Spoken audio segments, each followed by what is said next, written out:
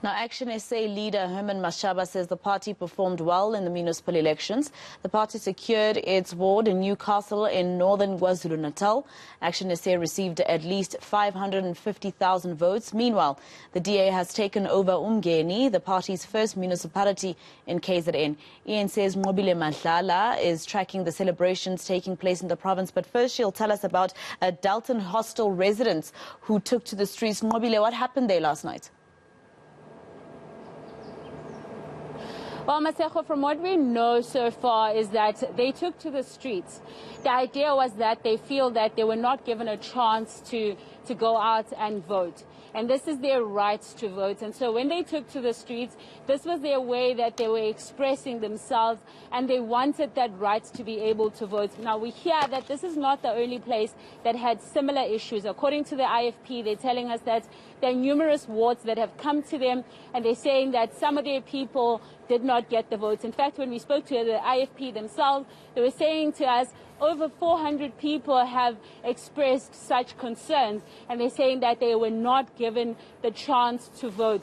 So when they took to the streets, Masejo, the idea was that they could be able to express themselves, and potentially IEC could do something. But when we spoke to the IEC said there are formal way of actually laying a complaint, and they feel that the residents in the area, in Dalton Hostel specifically, because they're the ones that were on the streets, they did not follow the right protocol. There is a way of formally putting a complaint. Now, you will remember that NFP was one of those people that were not happy with the numbers, and they wanted a recount, and they said that they were going to formally put a complaint. And so this is what IEC is asking from the residents, that why didn't they use the opportunity to complain appropriately instead of taking this to the streets and ending up burning areas, and we saw that a car was burnt as well, reports of that coming out.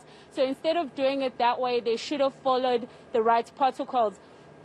And that's mainly what the IEC had said to us, Masejo. They're saying that the unfortunate part of all of this is that all those complaints came a bit later on, and there's not much that can be done. The results are out, and that everything else was basically set in stone. And in this case, they're saying that they will take that lesson, however way that the people continue to formally complain.